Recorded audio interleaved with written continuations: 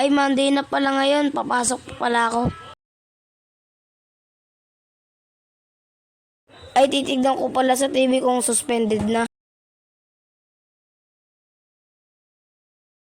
Sa ilang lugar bukas, August 31, dahil sa epekto ng Bagyong Guring. Walang pasok mula preschool hanggang senior high school sa lahat ng pampubliko at pribadong paaralan sa Baguio City at sa mga bayan ng Ato, Tuba, La Trinidad, Tublay at Itogon sa probinsya ng Benguet. Yun, wala pasok. Mag-aalmusal muna ako. So, what's up guys? Magpapakilala nga pala po ako. Ako po pala si Shin Animation.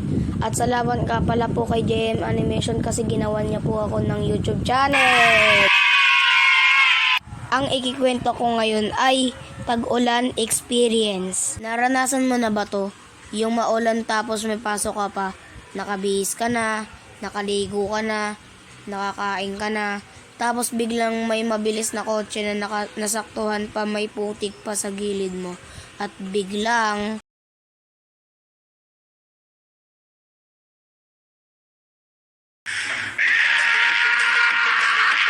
kung may nakakainis sa tag-ulan, may masaya din sa tag-ulan. Tulad na lang ng pagligo sa ulan, matulog, magkape, kumain ng noodles, at marami pang iba.